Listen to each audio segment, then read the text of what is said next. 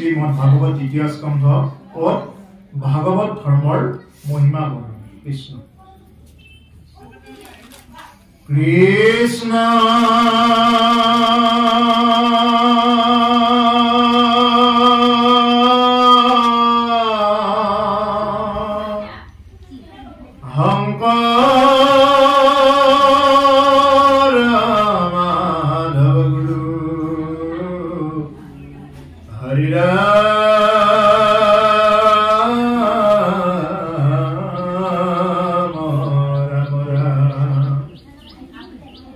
কৃষ্ণ শংকৰ মাধৱ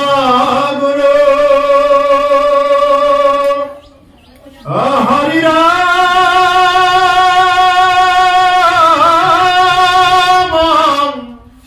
ৰাম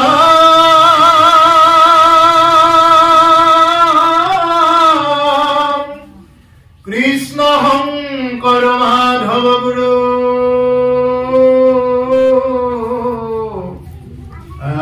হৰি ৰাম ৰাম ৰাম ৰাম কৃষ্ণ জয় জয় কৃষ্ণ যাৰ স্মৰণ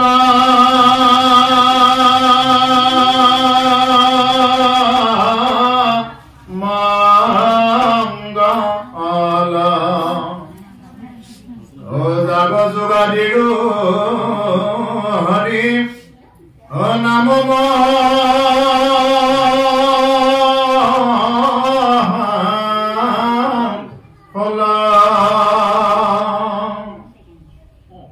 হেনয় পৰমানন্দ ও মাধৱ কণিতে হুমৰি উনৰ নিৰণ অন্তৰে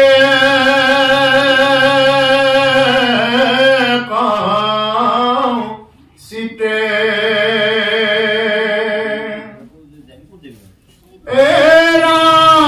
ৰাম কৃষ্ণ কথায় অমৃত কম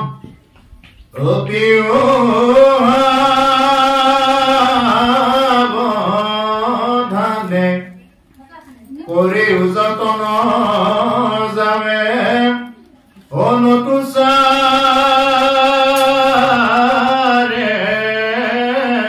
প্ৰাণে অঘোৰ কলি যুগে মল মতিব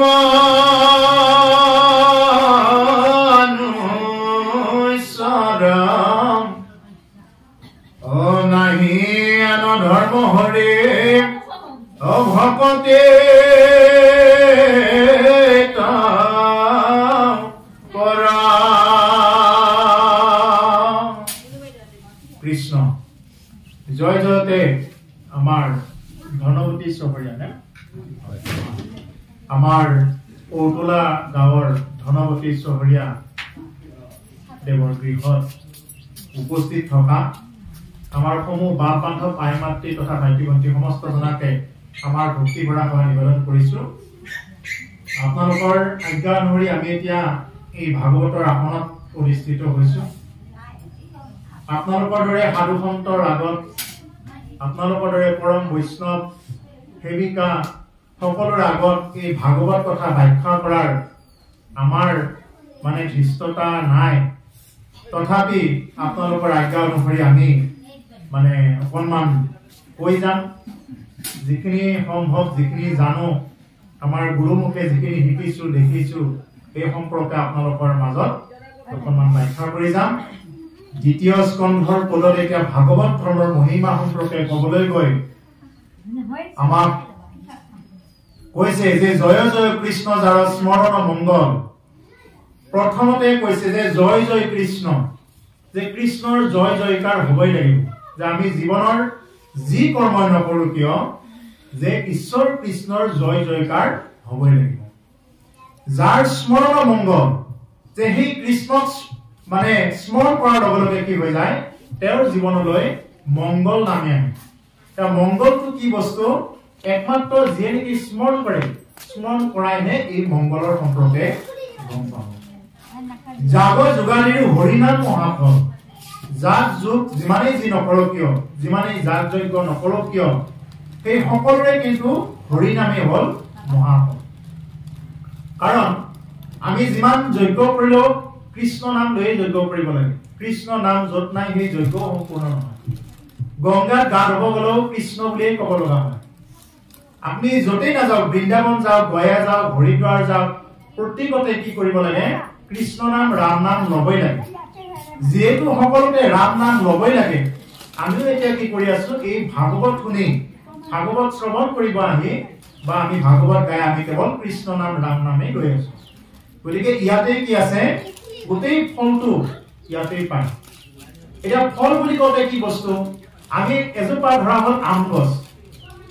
আম গছজোপা আম মিঠা বুলি জানো কিন্তু সেই বুলি ক'লে যদি আমি মিঠা আম বুলি ক'লে যদি গছৰ গুৰটো কামুৰি থাকো গছৰ যদি পাতকেইটা আনি খুন্দি খুন্দি খাওঁ হ'ব নেকি কিন্তু যেতিয়া নেকি ফলটো আমি খাব পাৰিম ফলটো আনিব পাৰিম তেতিয়াহ'লে সেই ফলটো খাই যিটো সোৱাদ কিন্তু তাৰ বাকীখিনি অংশ খাই সেই সোৱাদটো নাই যদিও আম মিঠা বা খাই ভাল লগা বস্তু ঠিক তদ্ৰুপ যে যি অনুষ্ঠানত কৃষ্ণ নাম আছে যি অনুষ্ঠানত ৰাম নাম আছে সেই অনুষ্ঠানৰ সাৰ্থকতা হয় আজি এই গৃহস্থে পৰম আনন্দেৰে অতি উৎসাহেৰে আজি মানে এই অনুষ্ঠান ভাগ আয়োজন কৰিছে ইমান সুন্দৰকৈ এই যে ভাগৱত অনুষ্ঠান এইখন কলি যুগত এনেকুৱাকে আয়োজন কৰিব পৰাটো অতি সৌভাগ্যৰ কথা যিকোনো মানুহে তেনেকুৱাকে ভাগৱত অনুষ্ঠান আয়োজন কৰিব নোৱাৰে যিমান টকা পইচা থাকক বা নাথাকক গতিকে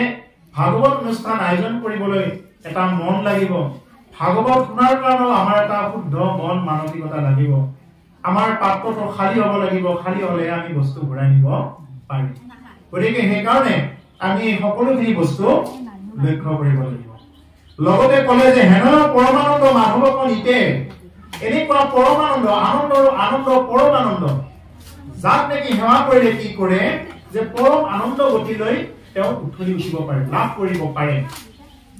গতিকে সেইজন মাধৱক নিতে সুমৰিও নৰ নিৰন্তৰে একচিতে যে সুমৰিও নিতে মানে প্ৰতিটো সময়ত সদায় কি কৰা স্মৰণ কৰিব লাগিব প্ৰতিটো সময়ত আমি উঠাই বহাই খুৱাই প্ৰতিটো সময়ত আমাৰ যাতে মনৰ মাজত কেৱল যাতে কৃষ্ণ নাম মাধৱৰ নাম যাতে চৈতন্য কৰি ৰাখি থব পাৰো আৰু মাধৱৰ নাম যদি আমি একচিত্তে নলওঁ তেতিয়াহ'লে কিন্তু আমাৰ ভকতিৰ দিশটোত সাৰ্থকতা নহ'ব যিটো ভক্তিৰ যিটো সম্পূৰ্ণ ৰস সেই ৰসটোত কিন্তু আমাৰ কিছু বেমাজালি ঘটিব যদি আমি নাম নলওঁ কৃষ্ণ কথা অমৃত পিও সাৱধানে কৰিও যতন যাবে নতু চাৰে প্ৰাণে যে এই কৃষ্ণ কথা অমৃত কি কৰা সাৱধানে পিয়া বুলি কৈছে কৃষ্ণ এই কৃষ্ণ কথা অমৃত সাৱধানে পিব লাগিব সাৱধান বুলি কওঁতে এই যে ৰাস্তা গালত যে টেক্স মিটাৰ বিলাক দি থৈ দিয়া নহয় তাতে সাৱধান বুলি লিখা থাকে বা ইংৰাজীত ডেঞ্জাৰ বুলি লিখা থাকে হিন্দীত খাতৰা বুলি লিখা থাকে তাৰমানে তাতে যদি লাৰি দিয়া যায় তেতিয়াহ'লে খাতৰা আছে তাৰমানে লাৰি দিয়াৰ লগে লগে সেইটো জীৱন থাকে নে নাথাকে ক'ব নোৱাৰে গতিকে ঠিক তেনেকুৱা এই যে ভাগৱত কথা কৃষ্ণ কথা শুনিব লাগিলে আমি সাৱধান হৈ শুনিব লাগিব আৰু অসাৱধান হৈ শুনিলে বা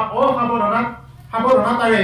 যদি আমি এই কথাবিলাক লওঁ তেতিয়াহ'লে কি হয় এইবিলাক কথা ভাগৱতৰ পদবন্ধে এইবিলাক কথা কৈ যাব কেনেকুৱা কি হয় গতিকে যে কৰিও যতন যাবে নতু চাৰে প্ৰাণে হে কলি নৰলোকসকল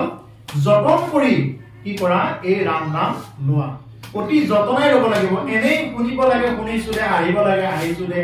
ক'ব লাগে কৈছো দে এনেকুৱা নহয় খুব যতন কৰি যেনেকৈ আমাৰ খেতিৰ দ্বাৰা খুব যতন কৰি ৰোৱা হয় এতিয়া ধান খেতি ৰুৱে খুব যতন কৰি এতিয়া আলুৰ খেতি কৰিছে বেহাৰৰ খেতি কৰিছে খুব যতন কৰি কৰিছে গতিকে আমিও যাতে এই ভকতিৰ বীজটো অতি যতনাই যাতে আমি কি কৰিব পাৰো আমাৰ হৃদয়ৰ মাজত প্ৰথমতে যাতে ঈশ্বৰক আমি সাক্ষাৎ হ'ব পাৰো ঘোৰ কলিযুগে মৰমতী মনুষ্যৰ নাহি আনৰ ধৰ্ম হৰি ভকতি কৰ গতিকে এই ঘোৰ কলিযুগত মৰমতী মনুষ্যৰ এই ঘোৰ কলিযুগত মানুহৰ মতিটো বোলে মনৰ মতি বুলি কৈছে তা মলৰ মতি কি আমি ভাতকেইটা খাই দিলেও মলে ওলায়, পানী খালেও মলে ওলায়, গাটো পিহি দিলেও কি ওলায়, মলে ওলায়। আমাৰ চিন্তা ভাৱনাবিলাকো কেৱল মলিনে চিন্তা ভাৱনা। আমি কাৰোবাৰ বেয়াখিনি সদায় চাই ভাল পাওঁ, ভালখিনি চাই ভাল নাপাওঁ। এই যে মলিন চিন্তাধাৰা, সেইকাৰণে কৈছে মলমতি মনুষ্যৰ নাহি আনৰ ধৰ্ম হৰি ভকতিত পৰে। গতিকে হৰি ভকতিত পৰে বা হৰি ভকতিৰ বাহিৰে কলি যুগৰ নৰ মনুষ্যৰ আৰু বেলেগ গতি নাই। কৃষ্ণ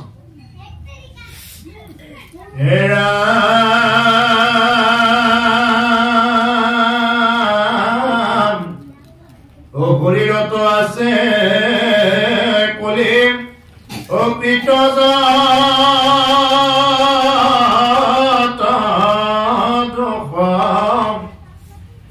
গুচুক প্ৰথমে পৰা ও হৰি হৰি ঘোষ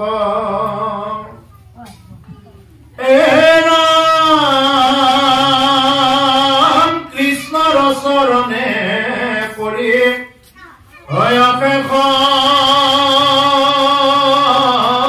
প্ৰাণতে অচ্যুতৰ কিংকৰম শংকৰমী গতি। গতিকে শৰীৰত আছে কলিকৃত যত দুখ গুচুক প্ৰথমে কৰি হৰি হৰি। কলিৰ যিমানবিলাক আমাৰ মলে পাই আছে বা কলিৰ যিবিলাক নেকি পাপ, সেই পাপবিলাক যিবিলাক আমাক পাই আছে, এই পাপবিলাক নোহোৱা কৰিব লাগিলে আমি কি কৰিব লাগিব? প্ৰথমতে আমি হৰি হৰি কৰিব লাগিব, হৰি ধ্বনি কৰিব লাগিব। যেনেদৰে আজি অনুষ্ঠান ভাগৰ আৰম্ভণিতে আমি হৰি ধ্বনি কৰি লৈছো, ঠিক তেনেকুৱাকে কলিৰ মলৰ পৰা আঁতৰ হ'বৰ কাৰণত আমি কেৱল প্ৰথমতে হৰি ধ্বনি কৰি লোৱাটো উচিত। হৰি ধ্বনি কৰিব লাগিব। কৃষ্ণৰ চৰণে পৰি অশেষ প্ৰণতি অচ্যুতৰ কিংকৰ শংকৰ নিগন্তি। এই কৃষ্ণৰ চৰণ অশেষ প্ৰণতি কৰি কৈছে কৃপালু গুৰুজনা মহাপুৰুষ শ্ৰীমন্ত শংকৰদেৱ গুৰুজনাই নিজকে কিংকৰ বুলি কৈ ভাল পায়। আৰু সেই কিংকৰ বুলি কৈ ভাল পোৱা, চাকৰ বুলি কৈ ভাল পোৱা মোৰ কৃপালু গুৰুজনা মহাপুৰুষ শ্ৰীমন্ত শংকৰদেৱে কি কৰিছে যে কৃষ্ণৰ চৰণত প্ৰণাম কৰি লৈ এতিয়া দ্বিতীয় স্কন্ধ ভাগৱতৰ কথা এতিয়া মানে বৰ্ণনা কৰি, অৰ্থাৎ কৃপালু গুৰুজনাই কি কৈছে যে কিংকৰ বুলি কৈছে, চাকৰ। ইমানখিনি জানে, বেদ শাস্ত্ৰ সমস্ত পাৰ্গত, তথাপি কি কৰিছে তেওঁ চাকৰ বুলি কৈছে। আৰু আমি কিবা অকণমান জানিব লাগে, বোলে এওঁ পঢ়িছে, এওঁ পঢ়িলে মই কিয় শুনিম, নে এওঁকে মই বহুত জানো, এওঁ কৈছে মই কিয় শুনিম, এইবিলাক আমাৰ অকণমান কিবা অলপ জানিব লাগে, তাৰমানে অহংকাৰ ভাৱটো আহিব।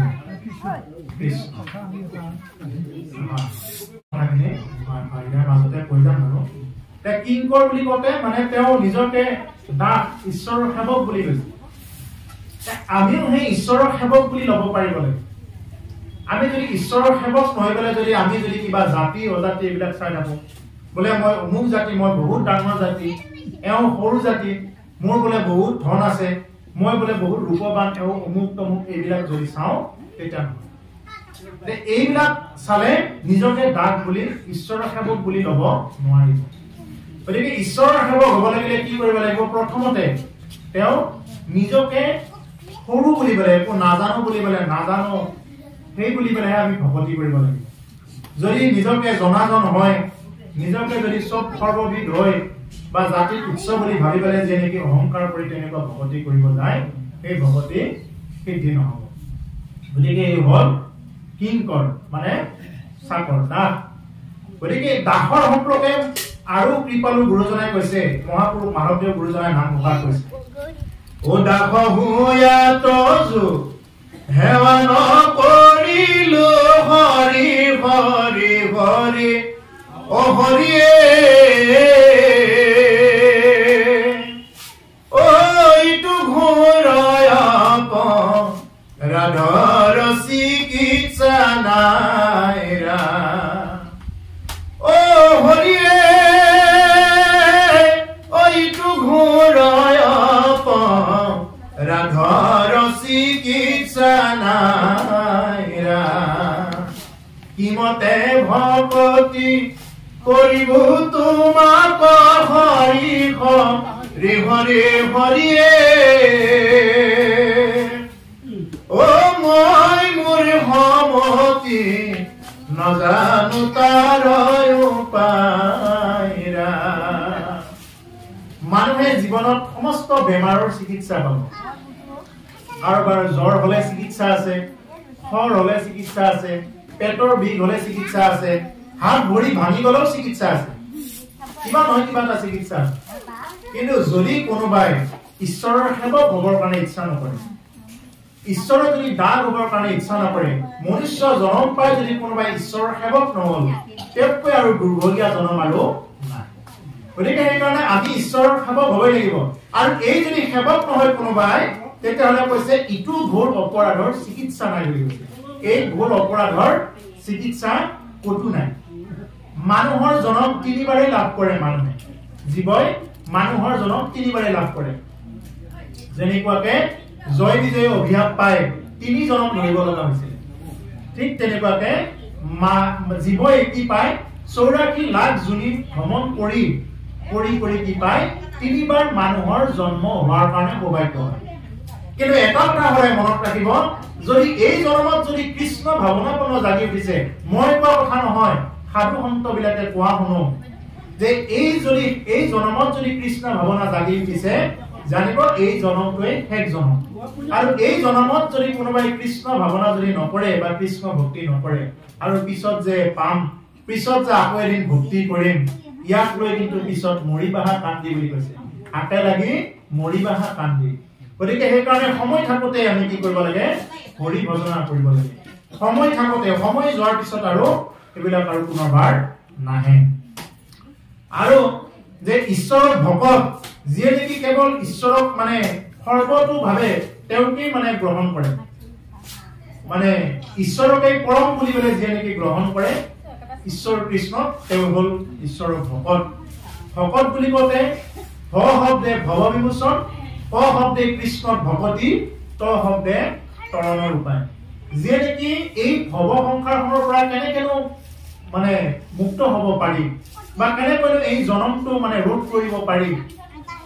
কৃষ্ণক কেনেকে ভকতি কৰিব পাৰি আৰু তৰিবৰ উপায়টো কেনেকে উলিয়াব পাৰি সাধু সন্তৰ আগত আহি এই বস্তুটো যিয়ে ভাৱনা কৰে সেইজনে ভকত কিন্তু আৰু এক শ্ৰেণীৰ ভকত আছে ভ মানে ভোজখোৱা ক'ত পায় ভোজ ভোজ হলেহে যাম ভোজ নহলে নাযাম ক শব্দে ক'ত কি আছে বিচাৰি ফুৰা মানে আৰু ত শব্দে তালিটো কোলা বান্ধা এই শ্ৰেণীৰ যদি ভকত হয় তেতিয়াহ'লে কিন্তু ভ শব্দে ভৱ বিমোচন ক শব্দে কৃষ্ণ ভগৱতী ত শব্দে তৰণৰ উপায় হৰণ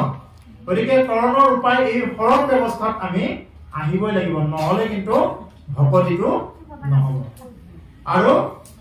সেইকাৰণে এতিয়া আমাক এই কথাখিনি কৈছে যে প্ৰথমতে কি কৰিব লাগিব আমি ঈশ্বৰৰ দাস হৈ ঈশ্বৰৰ সেৱক হৈ আমি তেনেকৈ ভকতি কৰি যাব লাগিব হে ৰাম দ্বিতীয় স্কন্ধৰ কথা অহুনি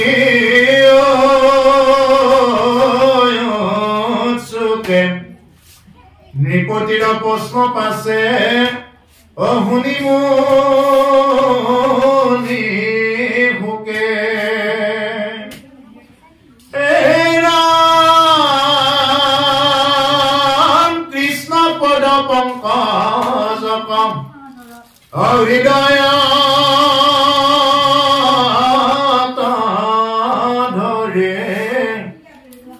দিলন্ত সিদ্ধান্ত তাংক সাধুৰ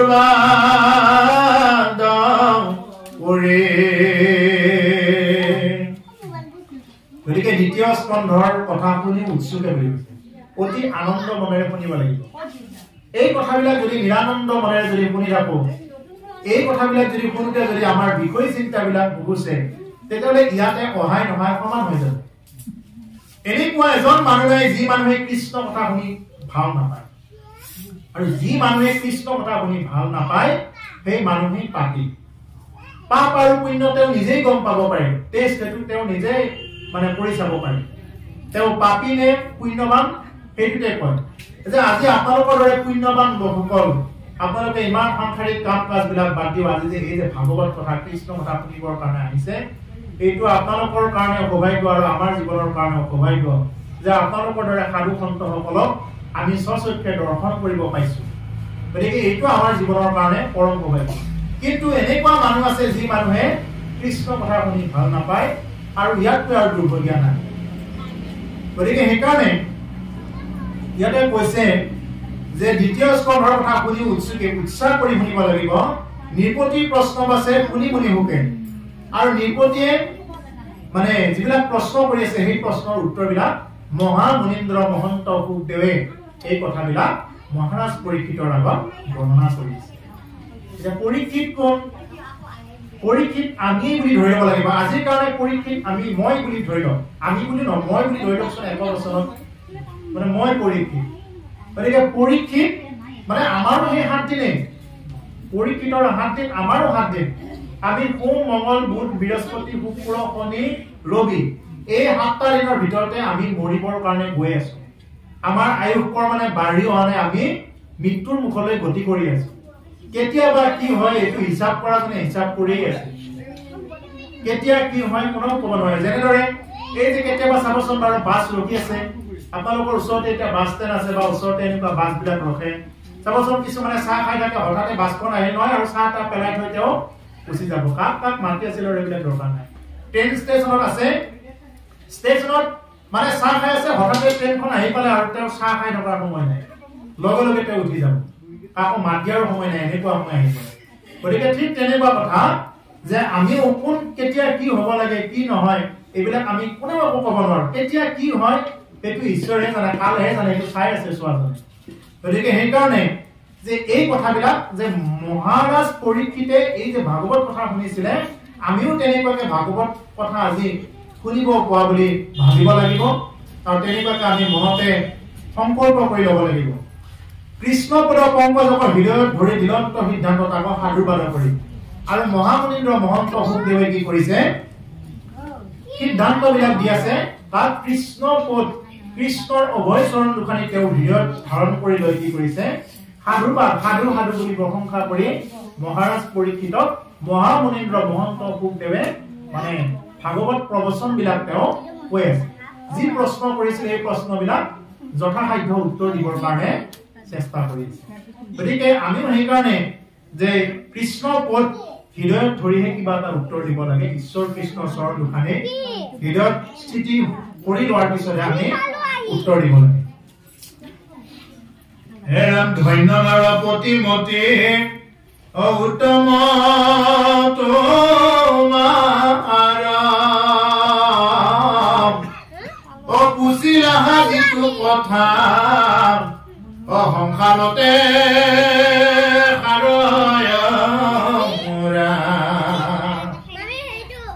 মুখ্য সাধন এইটো জগতৰে হিত অলভিলে মুকুতি যিটো তাৰ বাঞ্চিত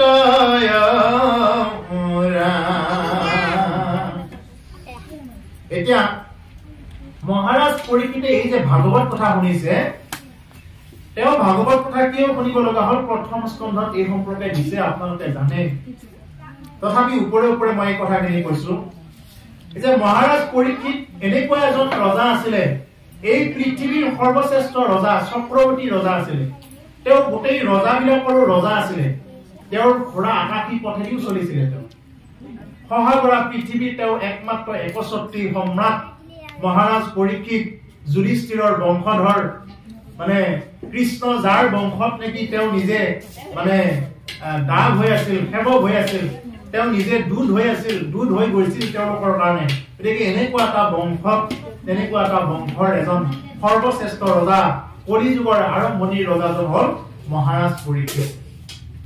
আৰু সেইজন ৰজাই এদিনাখন এটা ভুল কৰি পালে তেওঁ এজন বৈষ্ণৱ ৰজা হোৱা স্বত্তেও তেওঁ কি হৈ গল মানে এদিন হঠাতে তেওঁ মানে এই ৰাজ ভঁৰাল বিলাক খুলি থাকোতে এদিন হঠাতে এটা বাকচ এটা বহু দিনৰ পৰা মানে তলা লগাই থোৱা আছিলে ভঁৰাল ঘৰত তলা লগাই থোৱা আছিলে এই খোলাচোন এইটো কি আছে চাওঁ বুলি বলে খুলি দিলে খোলাৰ পিছত দেখা পালে এটা খুব সুন্দৰ সোণৰ মুকুট এটা জিলিক মিলিক কৰি আছে আৰু সেই মুকুটটো আছিল জৰাসন্ধক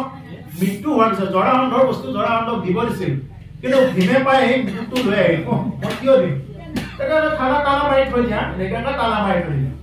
কিন্তু সেই মুকুটটোৱে কি কৰিলে তেতিয়া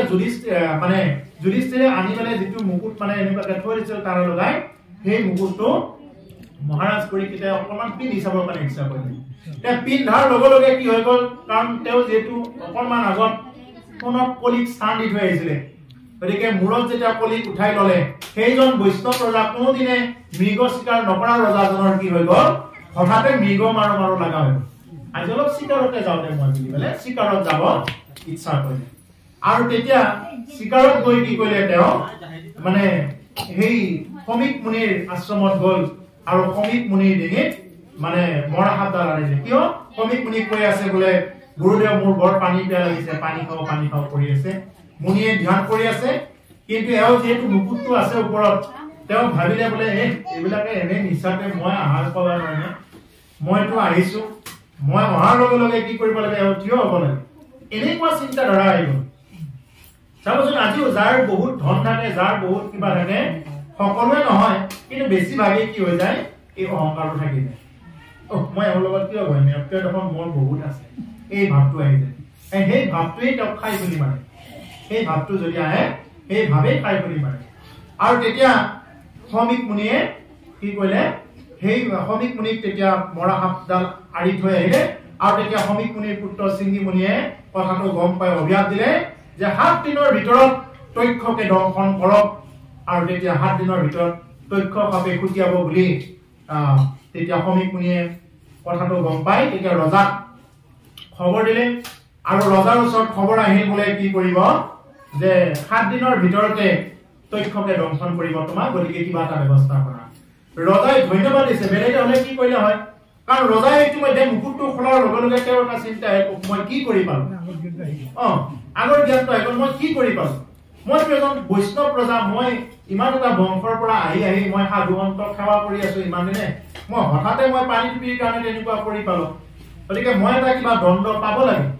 এই বুলি তেওঁ নিজৰ মনতে মানে খুব বেয়া লাগি আছিলে কিন্তু হঠাতে যেতিয়া খবৰটো শুনিলে 7 দিনৰ ভিতৰত তক্ষকে দংশন কৰিব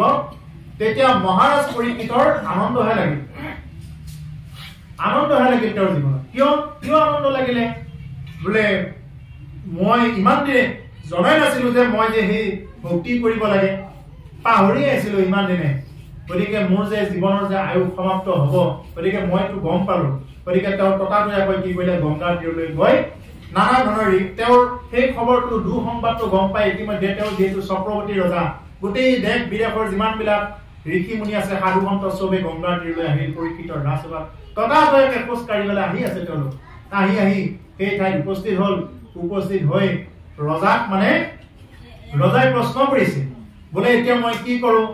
মৃত্যুমুখী লোকৰ কি কাম তেতিয়া নিৰমানস্য লোক কি কাৰ্যম বুলি কৈছে কি কাৰ্য মৃত্যুমুখী লোকৰ তেতিয়া কৈছে যে কোনোবাই কৈছে তপ কৰা কোনোবাই ক'লে যজ্ঞ কৰা ব্ৰত কৰা হোম কৰা এনেকুৱা বিভিন্ন প্ৰকাৰৰ নানা মুনি নানা মত মই মানে থুলমূলকে কৈ আছো কথাখিনি নানা মুনি নানা মত হোৱাৰ পিছত তেতিয়া মানে সুখদেৱ মহন্ত আহিলে আৰু তেতিয়া তেওঁ মানে কি আছিলে দিগম্বৰ তেওঁৰ গাত কোনো ধৰণৰ বস্ত্ৰ নাছিলে মহা মুনীন্দ্ৰ মহন্ত সুখদেৱ ইমান সুন্দৰ যে শ্যাম বৰণীয়া কলেবৰ তেওঁৰ শৰীৰত কোনো ধৰণৰ অলংকাৰ নাছিলে খুব সুন্দৰ তেওঁ মানে খুব ধুনীয়াকে দীঘল কেশ ৰখা আছে খুব সুন্দৰ তেওঁৰ চকুৰ ভুৰকেইডাল খুব মানে অলপ দীঘল বাকিতকৈ অকণমান বেলেগ শ্যাম বৰণীয়া শৰীৰ যে ঈশ্বৰ কৃষ্ণই অলংকাৰ পিন্ধিলে যেনেকুৱা লাগে সুখদেৱে যদি অলংকাৰ পিন্ধে একে নিচিনা লাগিব কিন্তু বিনা অলংকাৰে বিনা বস্ত্ৰে কি হৈ আছে সুখদেৱ তেনেকুৱাকে জিলিকি আছে আৰু সেইজন সুখদেৱে তেতিয়া অহাৰ লগে লগে বাকী মুনিসকল থিয় হৈ দিছে আৰু তেতিয়া সুখদেৱে কৈছে যে পৰীক্ষিত তুমি এটা কাম কৰিব লাগিব তুমি ভাগৱত কথা শুনিব লাগিব ইয়াতো বহুত আছে মই সেইখিনি নকলো বাৰু গতিকে তুমি কি কৰিব লাগিব ভাগৱত কথা শুনিব লাগিব মই ভাগৱত কথা কম তুমি শ্ৰৱণ কৰিবা বোলে গুৰুদেৱ ভাগৱত কথা শ্ৰৱণ কৰিলে মই হেৰি কৰিব পাৰিম নে বাৰু এই ঋষি সাপৰ পৰা মুক্ত হ'ব পাৰিম নে বোলে নোৱাৰা ব্ৰহ্মৰ ঋষিয়ে যেতিয়া হাত দিছে তুমি মৰিবাই ঠিক আছে গুৰুদেৱ মই মৰাটো কোনো আপত্তি নাই পিছে গুৰুদেৱ এই সাপডালে কামুৰিলে মই যন্ত্ৰণা ভোগ কৰিব লাগিব নেকি যে সাপডালে যে কামুৰিব মই দুখ পাম নে নাপাম বোলে সাপডালে কামুৰিলে দুখ পাবা যদি তুমি আৰু তোমাক পৃথক কৰিব নোৱাৰা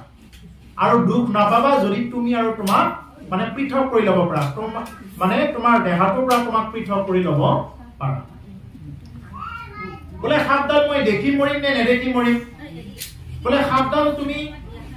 দেখিবা যদি তুমি পৃথক কৰিব নোৱাৰা আৰু নেদেখিবা যদি তুমি মানে পৃথক কৰিব পাৰা তুমি আৰু তোমাক পৃথক কৰিব পাৰা তেতিয়া বাকি ঋষিমুনি বিলাকে আচৰিত হৈছে যে দেখি মৰা আৰু নেদেখি মৰাৰ মাজত পাৰ্থক্যটো কি থাকে কিন্তু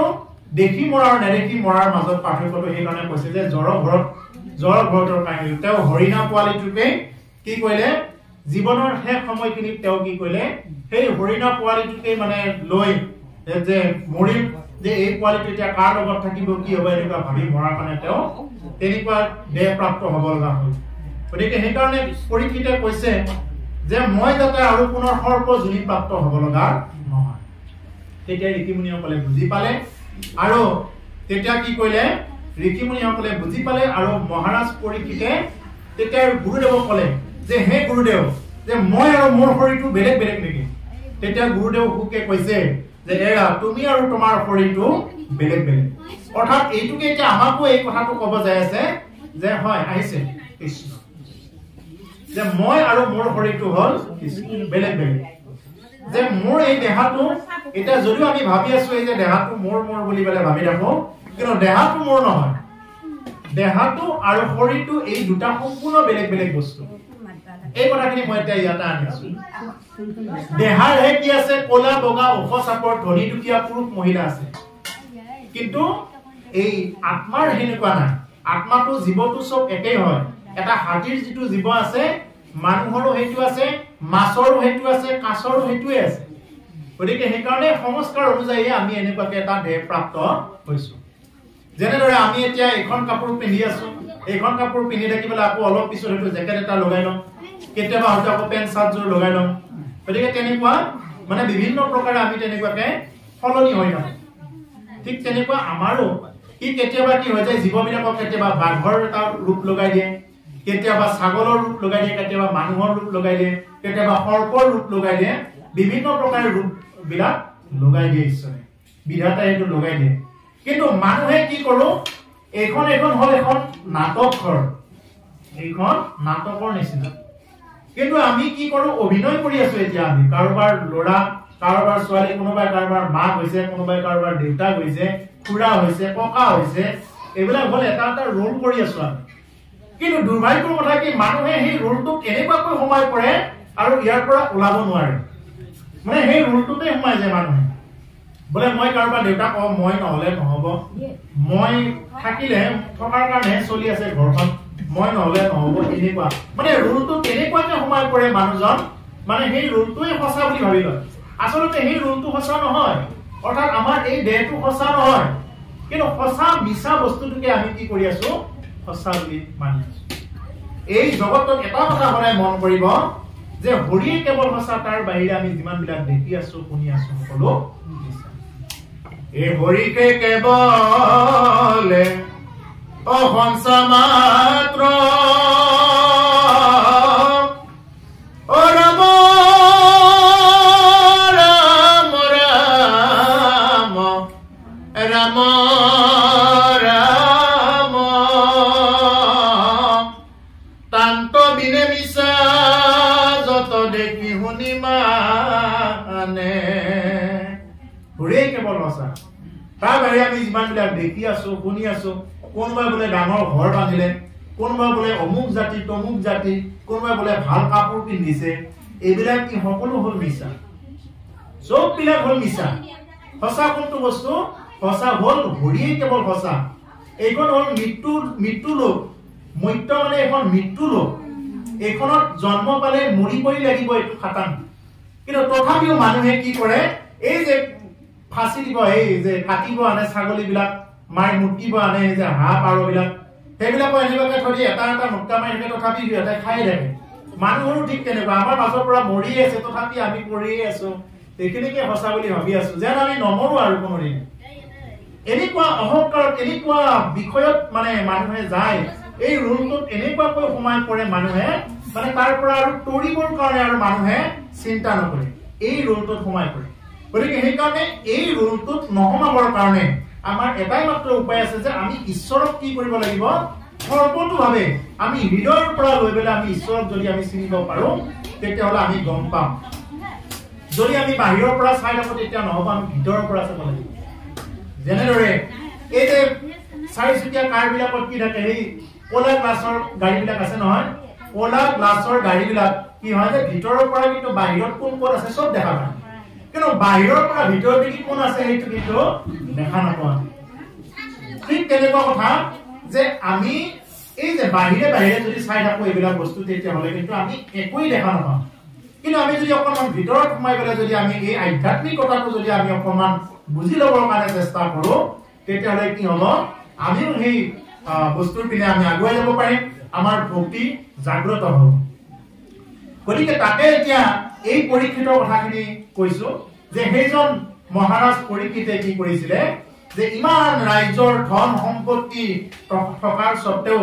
তেওঁতো আহিছিলে বোলে তোমাৰ সাপৰ পৰা মুক্ত কৰি দিও দিয়া, তথাপিও তেওঁ কৈছে নাই, নালাগে, মোৰ যিটো কৰ্মফল মই ভোগ কৰিব লাগে। অৰ্থাৎ মৃত্যুক কোনেও কিবা কৰিব নালাগে, হয় স্বীকাৰ কৰিব লাগিব। এটা যেনেকৈ আমি বাৰ্ধক্যবিলাক স্বীকাৰ কৰি আছো, বোলে বুঢ়া হৈ যায় আছো, এটা সময়ত কাৰোবাৰ কোলাত উঠি আছিলো, এতিয়া কোলাখন নাপাওঁ আৰু সেইটো স্বীকাৰ কৰিছো, হয় দিয়ক আৰু নাপাওঁ আৰু এতিয়াতো কৈ গ'লেতো কাম নাই আৰু কাৰোবাৰ কোলাত যে উঠি থাকিম, এদিন মৰিবই লাগিব, এইটো খাটাং, এইটো আমি স্বীকাৰ কৰিবই লাগিব। কিন্তু যিয়ে অস্বীকাৰ কৰে সেইজনেই প্ৰকৃতিৰ বিৰোধী, আৰু প্ৰকৃতিক যিয়ে স্বীকাৰ কৰে সেইজনে হ'ল ঈশ্বৰৰো তেওঁ এজন মানে ভক্ত, প্ৰিয় ঈশ্বৰ। অৰ্থাৎ আমি মৰিবই লাগিব, আমাৰ দেহটো বুঢ়া হ'ব, আমি কিচকিচিয়া চুলি কেইডাল এডাল এডালকৈ পকি পকি গোটেই পকি যাব, দেখি থকা একদম মানে বহুত আঁতৰলৈ দেখি থকা চকু কেইটাৰে চশমা লগালেও ওচৰত ৰলেও মানে কোননো বাপা বুলি সুধিব লগা হ'ব। যিটো মানুহে একদম পুৰা উঠি গৈছে এটা কাঠিৰ পৰা আন এটা কাঠিলৈ, সেই মানুহটোৱে কাৰোবাৰ সহায়ত এনেকুৱাকে লাহে লাহে আহিব লগা হ'ব কপি কপি। এইবিলাক কি এটা এটা পৰিৱৰ্তন, দেখি এনেকুৱা পৰিৱৰ্তন বিলাক আমাৰ আহি থাকিব। গতিকে মহাৰাজ পৰীক্ষিতে আজি কি কৰিছে, তেওঁ সেইটো যিটো নেকি মৃত্যু আছে তেওঁৰ, সেই মৃত্যুক তেওঁ স্বীকাৰ কৰি লৈছে, হয় মই যিহেতু মৰিবই লাগিব, যে হে মুনিসকল আপোনালোকে কিন্তু মোক এই সংবাদটো দি খুব ভাল কাম কৰিলে, কাৰণ মই যিহেতু মৰিব লাগিব, গতিকে এই বস্তুটো মই জানি খুব ভাল হ'ল। ধন্য নৰপতি মতি উত্তম তোমাৰ কৈছিলা যিটো কথা সংসাৰতে হাৰ। গতিকে সেই নৰপতি, হে পৰীক্ষিত, তুমি যি প্ৰশ্ন কৰিলা এই প্ৰশ্নটো সংসাৰতে হাৰ, গতিকে এই হাৰ কথাটোকে তুমি মোক সুধিছা, এই বুলি মহামুনেন্দ্ৰ মহন্ত সুখদেৱে মহাৰাজ পৰীক্ষিতৰ আগত এই কথাখিনি ব্যক্ত কৰিছে। হে ৰাম, মুখ্য ৰহা ধন এইটো জগত ৰে হিতম, লভিলে মুকুতি যিটো তাহাৰ বাঞ্ছিত, নাহি জ্ঞান যাৰ জাতি ধৰ্ম মাত্ৰ কৰে, নিতে বুলি বিশ্ব পাঞ্চ যজ্ঞ কৰে, ৰাম তাহাৰ শ্ৰোতব্য কথা আছে অসংখ্যাত, হৰি বিমুখৰ হৈ ব্যৰ্থে আয়ুপাত। খুব ডাঙৰ কথা কৈ আছে, নাহি জ্ঞান যাৰ জাতি ধৰ্ম মাত্ৰ কৰে,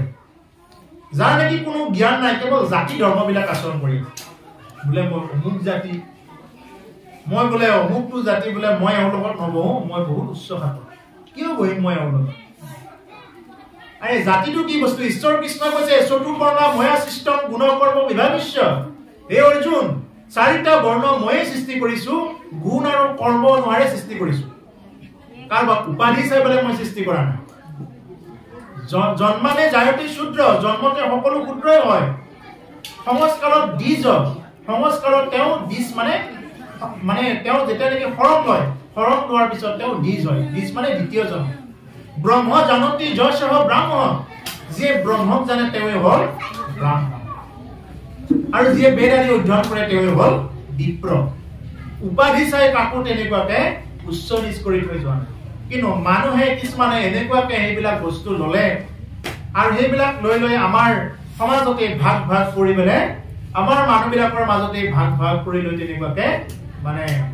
ধৰ্মবিলাক আচৰণ কৰিবলৈ ললে। আৰু আজি তেনেকুৱা এটা গতিত থাকি থাকি মানুহক বুজালেও মানে কিছুমানে বুজিব নখোজে। গোটেই ব্যাসতকৈ ডাঙৰ পণ্ডিতটো ওলাল, এই বুলি বোলে দৰকাৰ হলে আকৌ পাঠককে আগত ক'ব নোৱাৰিলেও পিছত হলেও এই কথাটো কৃষ্ণ। স্বধৰ্ম, স্বধৰ্মটো হ'ল নিজৰ,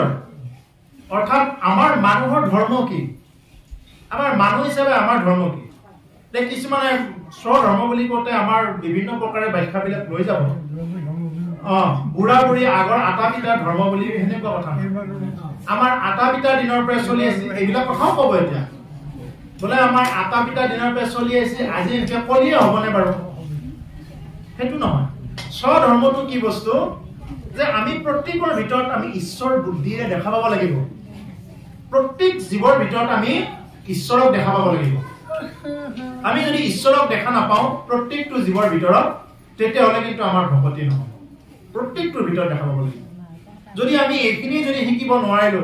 তেতিয়াহ'লে আৰু ভকতি কেনেকে হ'ব? তাকে কৈছে নাৰায়ণ কাহে ভকতি কাৰু তেৰা, যত জীৱ জংগম কিতাপ তংগম অগণগ জগতেৰি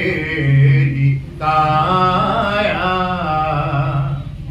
যে যত জীৱ জংগম কীট পতংগম অগণগ জগতেৰি কায়া, যে প্ৰত্যেকটো জীৱৰ ভিতৰত আমি ঈশ্বৰক দেখা পাব লাগিব। অকল মানুহ কিয়, মানুহৰ ভিতৰতো দেখা পাবই লাগিব। মানুহ বাদে আন যিমান বিলাক আছে, মাছ কাছ চৰাই চিৰিকটি, এতিয়া বিহু আহিলে মই প্ৰত্যেক এটা মুটকা মাৰি দিওঁ বুলি পেলাই সেনেকুৱা নহয়। যে প্ৰত্যেকটো ভিতৰত ঈশ্বৰক দেখা পাব লাগিব। যদি আমি ঈশ্বৰকে দেখা নাপাওঁ তেতিয়া কেনেকে হ'ব? গতিকে আমি ঈশ্বৰক দেখা পাবই লাগিব। যদি আমি ঈশ্বৰক দেখা নাপাওঁ তেতিয়াহ'লে আমি মাৰি খাব পাৰিম। আৰু ঈশ্বৰক যিদিনাৰ পৰা দেখা পাম, বোলে হাতো তেনেকুৱাতে আছে, হাতো যদি কথা ক'ব পাৰিলেহেঁতেন, হাতো ক'লে হয় বোলে মোক কিয় মাৰিছে, মইতো ঈশ্বৰৰ সেৱক, তেনেকে ক'লে আমাক মাৰিলে কি বুলি কম? আমাক যদি কোনোবাই এনেকুৱাকে মাৰিব নিয়ে, গতিকে তেনেকুৱা কথা। এতিয়া অকল বলি দিয়া বুলি কিয় নহয়, আমাৰ মানুহবিলাকো এনেকুৱাকে মাৰি খাই আছে, বলি দিয়া বিলাকেতো আৰু বেয়া কাম কৰি আছে। গতিকে তেনেকুৱা কথা যে ঈশ্বৰৰ ওচৰত তেনেকুৱাকে জীৱ বলি দিয়া নাযায়। বলি শব্দৰ অৰ্থ হ'ল ত্যাগ। যি বস্তু আমি ত্যাগ কৰিব পাৰো, যে এটা ছাগলীৰ যিটো আকুৰিক স্বভাৱ, সেই আকুৰিক স্বভাৱটো ত্যাগ কৰিব লাগে। পাৰৰ যিটো আকুৰিক স্বভাৱ সেইটো ত্যাগ কৰিব লাগে। সেনেকুৱাকে যিমান বিলাক বলি দিয়ে, মই ইমান নাজানো বলি কি কি দিয়ে, তথাপি যিকেইটা দিয়া দেখা পাওঁ, মহ বলি দিয়ে। এতিয়া মহৰ কি আকুৰিক স্বভাৱ আছে, খং উঠিলে ৰক্ষা নাই মহৰ। গতিকে ঠিক তেনেকুৱা যে সেই বস্তুবিলাক যদি আমাৰ ভিতৰত আছে, বোলে যা দেৱী সৰ্বভূতেষু মাতৃৰূপেণ সংস্থিতা নমস্তস্য নমস্তস্য নমো নম বুলি পেলাই কি কৰে, সেইজনা দেৱীৰ আগত মাতৃৰূপেৰে কি কৰে, তেওঁক বলি দিয়ে। এতিয়া মাতৃৰূপেৰে বলি দিওঁতে এতিয়া মাতৃয়ে জানো তেজ খায় সন্তানৰ? মাতৃয়ে সন্তানৰ তেজ নাখায়। কিন্তু কি কৰিব লাগে আমি, সেইকাৰণে সেই মাতৃগৰাকীক কি ক'ব লাগে, যে এই মহটোৰ ভিতৰত যিমানখিনি আকুৰিক স্বভাৱ আছে, আজিৰ পৰা মই সেইখিনি বলি দিলো। এই বুলি পেলাই কি কৰিব লাগে, সেই বলিটো আমি ঈশ্বৰৰ ওচৰত দেৱীৰ আগত সেইটো ক'ব লাগে, যদি যিয়ে কৰি আছে তেনেকুৱাকে। আৰু তেনেকুৱাকে প্ৰত্যেকটো জীৱৰ ভিতৰত আমি কি কৰিব লাগে, ঈশ্বৰক দেখা পাব লাগে। কাৰণ তাকো কৈছে ইখস ৰূপে হৰে সমঘতে বৈঠা জয়সান গগন ঈশ্বৰ স্বৰূপে হৰি সমঘতে বৈঠ। সকলো ঘটতে কি কৰি আছে, ঈশ্বৰ বহি আছে। আপোনাৰ তাত বহিছে, আমাৰ তাত বহিছে, ইয়াত থকা প্ৰত্যেকটো জীৱৰ ভিতৰতে ঈশ্বৰ বিৰাজমান হৈ আছে। আমি সেইটো প্ৰথমতে উপলব্ধি কৰিব লাগিব। একদম সৰ্বপ্ৰথমতে আমাৰ প্ৰাথমিক পৰ্যায়ৰ এইটোই কথা যে আমি যাতে প্ৰত্যেকটো জীৱৰ ভিতৰত আমি ঈশ্বৰ বুদ্ধিটো দেখা পাওঁ আৰু ঈশ্বৰ বুদ্ধিৰে চাব যাতে যত্ন কৰো যিদিনৰ পৰা ঈশ্বৰ বুদ্ধি চাব যত্ন কৰিম সেইদিনৰ পৰা ভকতি জাগ্ৰত হ'ব আমি কেতিয়াও যিমান পাৰি ভকতে মাছ মাংস কণী পাৰিলে নখোৱাটো ভাল পাৰিলে যিমান সম্ভৱ পাৰিলে নখোৱাটো ভাল কিয় যে এই যে কণীটোতো কিমান তাতে এটা চৰাইৰ বীৰ্য হেতু কণীটোৰ ভিতৰত কি থাকে এইটো চৰাইৰ বীৰ্য থাকে তাকে মানুহে ৰান্ধি খায় এইটো কিবা হেৰি বস্তু নেকি তাৰপিছতে এই যে মাংসটো যে আমাৰ কি হৈ যায় মানুহবিলাকৰ আৰু মাংসহাৰী আৰু শাকহাৰী বিলাকৰ মাজত কিছুমান পাৰ্থক্য থাকে মাংসহাৰী প্ৰাণীবিলাকৰ নখবিলাক জোঙা জোঙা মানুহৰটো তেনেকুৱা নহয় মানুহৰ নখবিলাক সমান সমান হৈ থাকে মানুহৰ দাঁতবিলাক সমান মাংসহাৰী প্ৰাণীবিলাকৰ দাঁতবিলাক একদম জোঙা মাংসহাৰী প্ৰাণীবিলাকে চেলেকি খায় মানুহে কি কৰি খায় পি খায় গতিকে ঠিক তেনেকুৱা কথা এটা হেৰি আছে গতিকে সেইকাৰণে যিমান সম্ভৱ যিমান দূৰ পাৰি আৰু বিশেষকৈ আমাৰ এই পেটটো শ্মশান ঘাট নহয় যে আমি কাৰোবাৰ মৃত বস্তু এটা আনি যে আমাৰ ইয়াতে দাহন কৰি দিম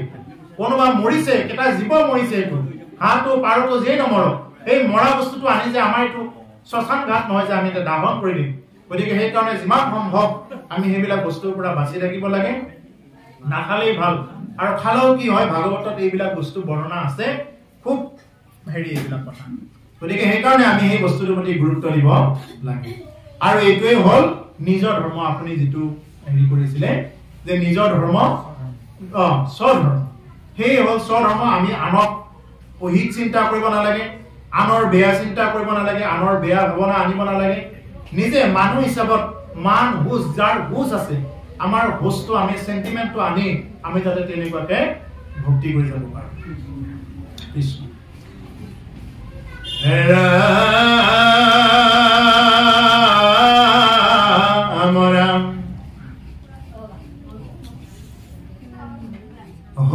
তাহাৰ চুতব্য কথা আছে অসংখ্যাত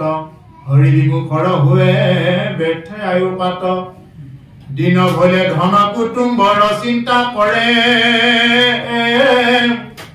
অনিদাস্তিয়ালাপে ৰাতিৰো আয়ু হৰে নিচা বিষয়ত মাত্ৰ কৰে অভিলাষ সেহেতু নেদেখে নৰে আপোনাৰ নাশ গতিকে ইয়াৰ আগত কৈছে নাহি জ্ঞান যাৰ জাতি ধৰ্ম আছে নিতে বুলি বিশ্ব পাঞ্চ যজ্ঞ আছে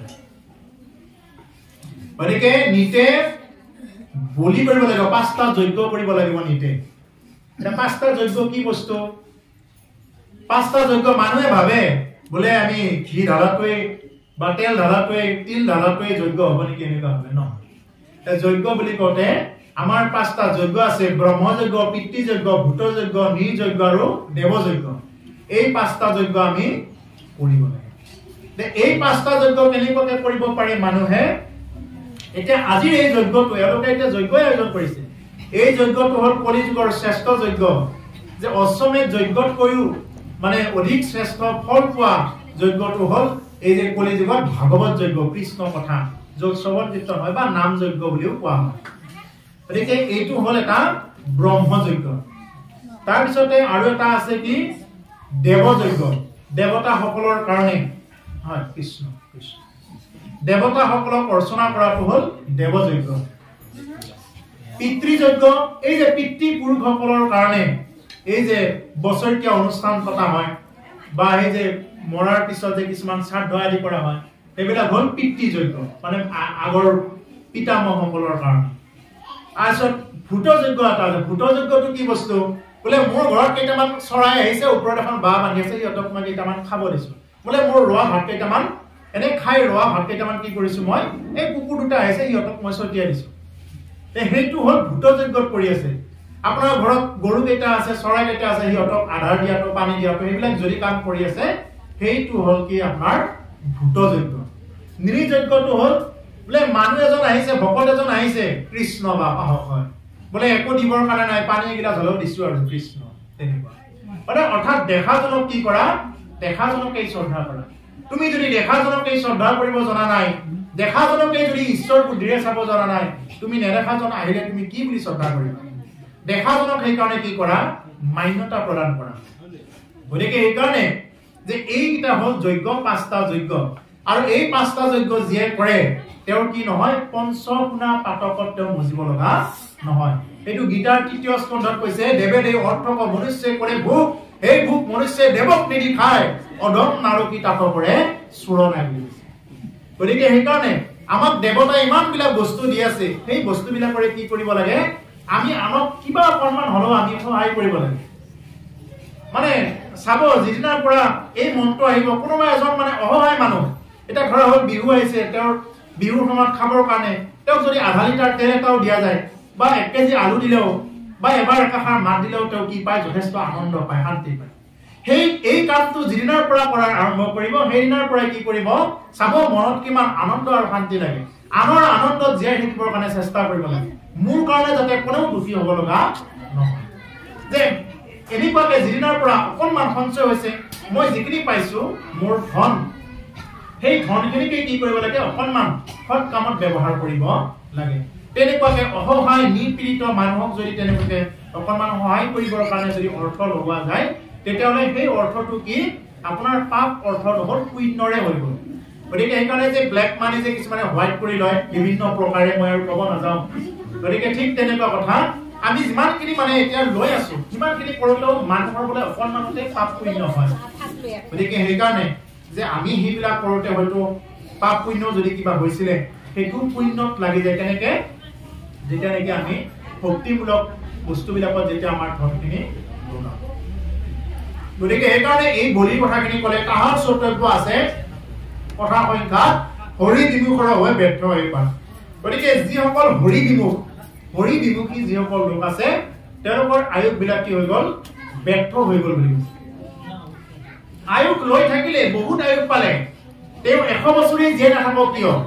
তেওঁ যদি জীৱনত হৰি ভক্তিয়ে নকৰিলে আনৰ হিতৰ কাৰণে যদি কোনো ধৰণৰ কৰ্মই নকৰিলে তেওঁ 100 বছৰ জীয়াই থাকি কি হ'ব মহাৰাজ পৰীক্ষিত কিন্তু অতি কম দিনৰ ভিতৰতে তেওঁ গৈছে বেছি দিন তেওঁ ৰজা হৈ থকা নাই অতি ডেকা অৱস্থাতে কি কৰিছে তেওঁ মানে নিজৰ পুত্ৰ জন্মেজয় এই ৰাজসিংহাসন গতাই দি থৈ তেওঁ গৈছে আৰু গতিকে ঠিক তেনেকুৱা মানুহে বেছি দিন জীয়াই থকাটো ডাঙৰ কথা নহয় তেওঁ জীয়াই থকা সেই আয়ুসখিনি তেওঁ অন্যৰ কাৰণে কি কৰিলে অন্যৰ কাৰণে কিমানখিনি মংগল কৰিব পাৰিলে এইটোহে ডাঙৰ বিচাৰ্যৰ কথা কিমান আয়ুস লৈ আছে এইটো ডাঙৰ কথা নহয় 100 বছৰ জীয়াই আছে কেকাই কোঠাই জীয়াই আছে যদি তেওঁ হৰি কথা নকৰে সেনেকুৱাকে কিবা হ'ব জানো গতিকে সেইকাৰণে কি কৰিব লাগে আমি জীয়াই থকা দিনকেইটা কি কৰিব লাগে আনৰ হিতৰ কাৰণে কাম কৰিব লাগে আনৰ মংগলৰ কাৰণে যিমান পাৰি আনৰ যাতে মংগল কৰিব পাৰো সেই সম্পৰ্কে যাতে আমি কৰ্মবিলাক কৰিব পাৰো গতিকে সেইকাৰণে যদি আমি তেনেকুৱাকে যদি মংগল কৰ্ম নকৰো তেনেহ'লে আয়ুসবিলাক কি হৈ যাব বৃথাতে নাশ হৈ যাব বুলি কৈছে দিন হ'লে ধন কুটুম্বৰ চিন্তা কৰে ৰাত্ৰি নিদ্ৰাস্তি আলাপে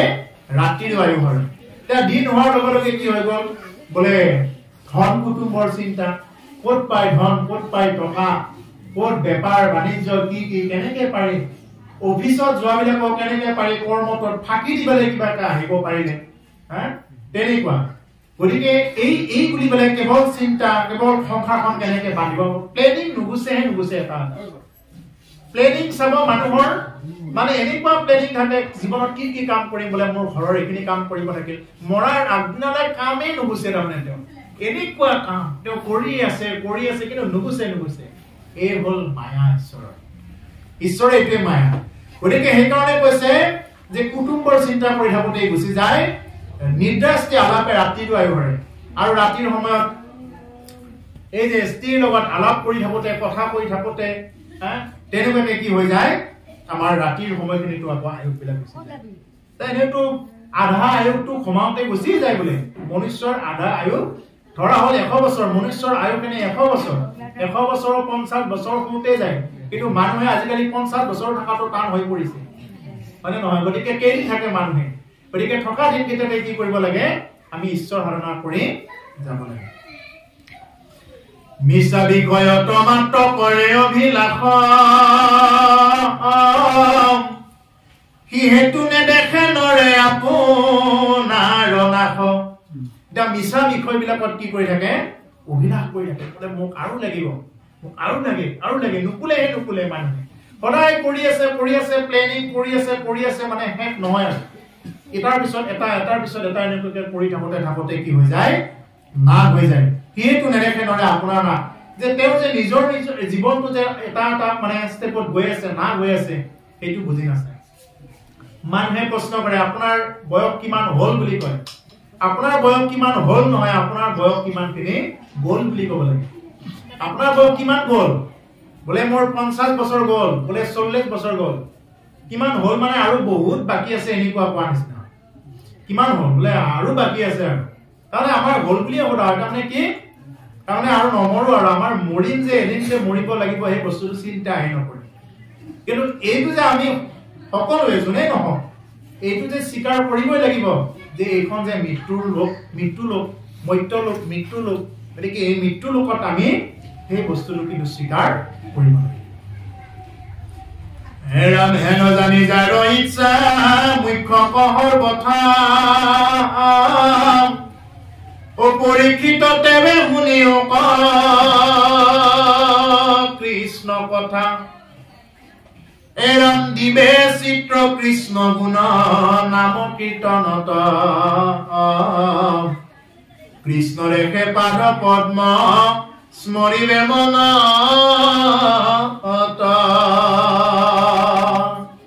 হেন জানি যাৰ ইচ্ছা মুখ্য সৰ্বথা যাৰ নেকি মুখ্যৰ কাৰণে ইচ্ছা আছে এই সংসাৰখনত বাৰ জন্ম লোৱা পুনৰূপী জনমম পুনৰূপী মৰণম পুনৰবাৰ জন্ম লবাৰ পুনৰবাৰ মৰাৰ কাৰণে যাৰ ইচ্ছা নাই অহা যোৱা এইবিলাক বহুত কষ্ট হয় এবাৰ যদি কিবা কাৰণত যদি এই মনুষ্য জনমটো বিফলে যাব লগা হয় আকৌ 84 লাখ জনিত তেনেকৈ ভ্ৰমণ কৰি ফুৰিব লগা হ'ব গতিকে সেইকাৰণে যে সময় থাকোঁতে কি কৰিব লাগে আমি তেনেকুৱাতে হৰি ভজনা কৰিব লাগে আমি যাতে সেই জনমটো যাতে আমি বিঠাতে পঠাব লগা নহয় আৰু এই যে জন্ম মৃত্যু জন্ম পাওঁতে কি মাতৃ গৰ্ভত কিমান কষ্ট এইখন কোন বিপাক নৰক বুলি কৈছে কোন ঘৰ নিচিনা অৰ্থাৎ এই কলহৰ নিচিনা যে যেতিয়া মাতৃ গৰ্ভত থাকোঁতে কি হৈ যায় মানে এই কলহৰ কোন বিপাক নৰকত থাকোঁতে তাতে পায়খানাৰ গোন্ধ পেচাবৰ গোন্ধ মল মূত্ৰৰে তেনেকুৱাকে চৰ্মৰে আৱৰি থাকে গাত এখন কাপোৰ নাই তেনেকুৱাকে থাকিব লগা পৰে তাতে আকৌ মাতে এই তৃতীয় স্কন্ধ পঢ়িব দিছে তৃতীয় স্কন্ধত এই কথাখিনি কৈছিলে যে যেতিয়া নেকি মাকে মাতৃ গৰ্ভত থকাৰ সময়ত যেতিয়া মাতৃয়ে টেঙা আৰু খাৰ এইবিলাক বেছিকে খাই দিয়ে তেতিয়া হলে কি হৈ যায় সন্তানটো আৰু কষ্ট পায় তেতিয়া তেনেকুৱা এটা পৰিৱেশৰ পৰা আহিব লগা হয় অৰ্থাৎ যাৰ গৰ্ভত মানে হেৰি থাকে সন্তান থাকে তেওঁ অন্তত 5 মাহৰ পৰা আৰু সেইবিলাক বস্তু খাব নোৱাৰে নালাগে খাব পাৰিলে সেইবিলাক খালে কি হৈ যায় সন্তানটোৱে বহুত কষ্ট পায় তেতিয়া হাত ভৰি লৰাই থাকিব আৰম্ভ কৰে ভিতৰত টেঙা আৰু খাৰ খাই দিলে গতিকে 5 মাহৰ পৰা কি আপ্যায়নী নাৰীৰ যোগেদি মাতৃৰ মানে আপ্যায়নী নাৰীৰ যোগেদি কি কৰিব পাৰে সন্তানে মাতৃয়ে যি খায় সন্তানক সেইটো ল'ব পাৰে গতিকে মাতৃয়ে যদি সেইবিলাক টেঙা খাৰ খাই দিয়ে সন্তানৰ ছালখন পাতল হৈ থাকে আৰু এই পাতল ছালখনত লাগি কি হৈ যায় বহুত কষ্ট পায় সেইকাৰণে যে কপিল দেৱহতী সংবাদত এই কথাখিনি কৈছে যে যিমান পাৰি সেইবিলাক খাব নালাগে সেইবিলাক খালে যেটো সন্তানে মাতৃ গৰ্ভৰ ভিতৰত থাকোঁতে তেনেকুৱা দুখ কষ্ট পায় সেইকাৰণে গৰ্ভৰ পৰা ওলোৱাৰ পিছত এই সন্তানে আকৌ সেই জ্বালাটো মাক দেউতাকক দিব আৰম্ভ কৰে এই গৰ্ভতে যেহেতু জ্বালাটো মোক দিছিলা গতিকে এতিয়া ওলাই যায় মই জ্বালাটো দিম বুলি তেতিয়া জ্বালাটো দিব আৰম্ভ কৰে গতিকে সেইকাৰণে সন্তান কেনেকে জন্ম দিব লাগে মানুহ এজন জন্ম হোৱাৰ সময়ৰ পৰা মৃত্যুৰ সময়লৈকে গোটেইখিনি কথা কপিল দেৱহতী সংবাদ তৃতীয় স্কন্ধত খুব সুন্দৰকৈ দিয়া আছে মৰাৰ পিছতো পাপী মানুহে কি স্থান পায় পুণ্যৱান মানুহে কি স্থান পায় মৰি উঠি কি কি মানে নৰক ঘূৰিব লগা হয় এই গোটেইবিলাক কথা কপিল দেৱহতী সংবাদত তৃতীয় স্কন্ধত খুব সুন্দৰকৈ দিয়া আছে গতিকে সেইবিলাক কেতিয়াবা চোৱা যাব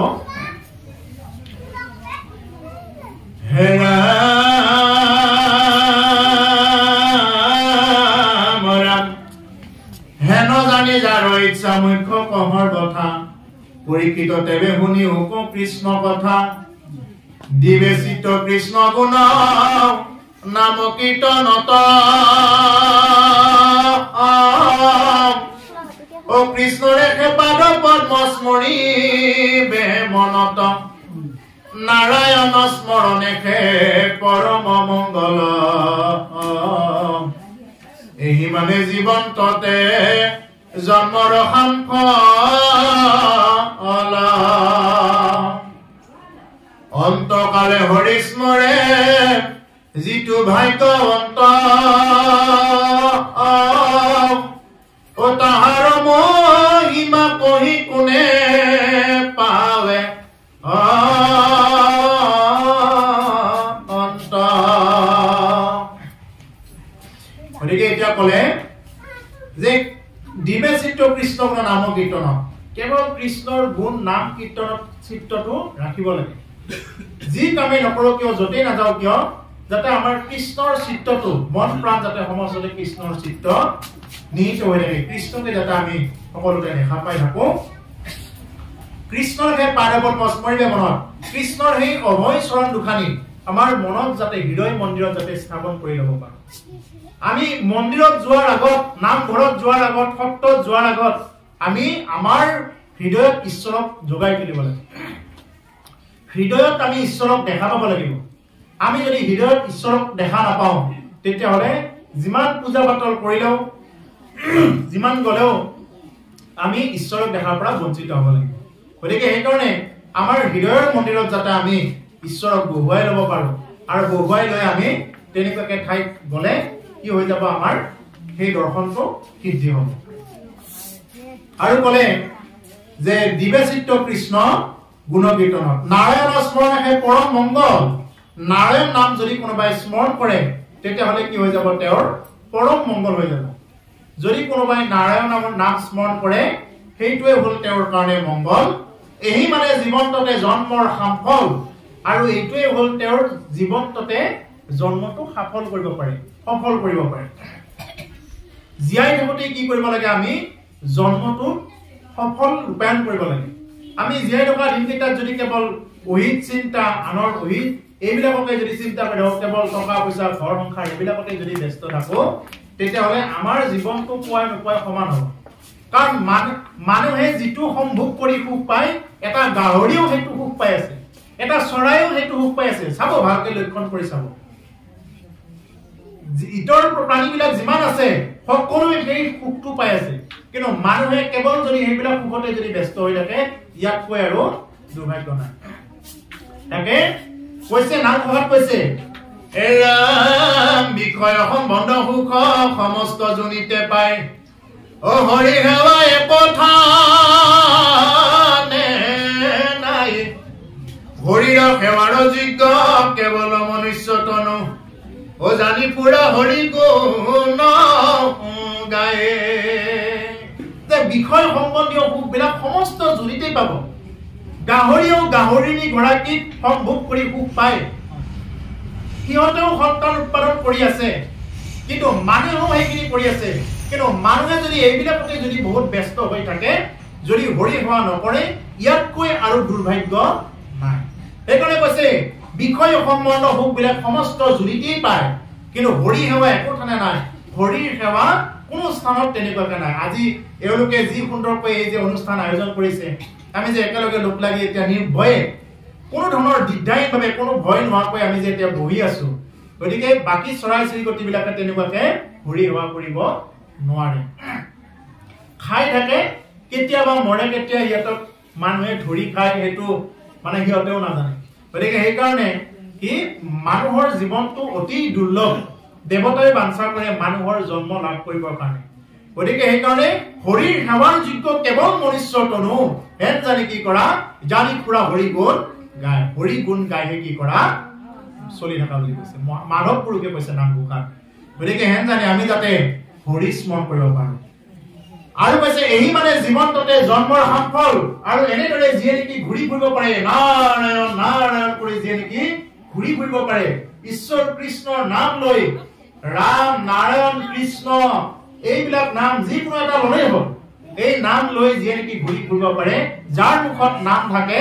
তেওঁ কি হৈ গ'ল তেওঁ ঈশ্বৰক লাভ কৰিব পাৰিলে হৰিও তেওঁৰ বৈশ্য আৰু তেওঁ মানে কি হৰি সাক্ষাৎ কৰিব পাৰে গতিকে অন্তকালে হৰি স্মৰে যিটো ভাগ্যৱন্ত তাহাৰ মহিমা কহি কোনে পাৱে অন্ত। এটা অন্তকালে হৰি স্মৰণ কৰিব লাগে, এই কথাটো কৈছে। অন্তকালে হৰি স্মৰে যিটো ভাগ্যৱন্ত, শেষৰ সময়খিনিত যিয়ে নেকি হৰিক স্মৰণ কৰি ল'ব পাৰে, সেইটোৱে ভাগ্যৱন্ত। কিন্তু এতিয়া আমাৰ সেই মানে পাপী মানুহবিলাক, আমাৰ বিষয়ী মানুহবিলাকে কি কৰে, ভাগৱত কথা কৃষ্ণ কথা স্মৰণ কৰিব নিদিয়ে মৃত্যুৰ সময়ত। মৃত্যুৰ সময়ত কি বুলি কয়,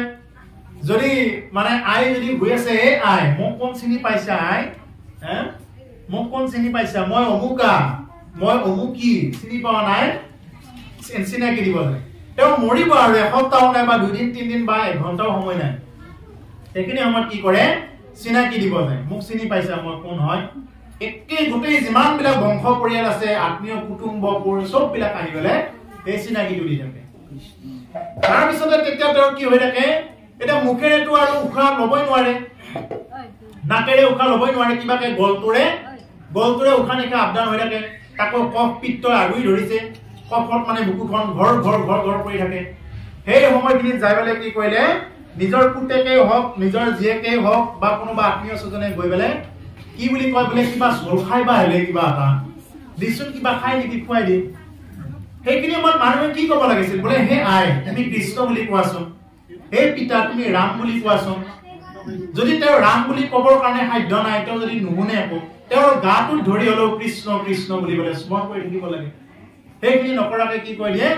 গল পৰা উশাহ লৈ আছে কিবাকে, সেইখিনি সময়ত গৈ খুব গোটাকে কিবা কিবি চব্জি তব্জি খুৱাই দিলে, চোল তোল য'ত যি পায়, তাৰপিছত মৌ খুৱাই দিলে, ঘি মৌ য'ত যি পাই চব খুৱাই দিলে।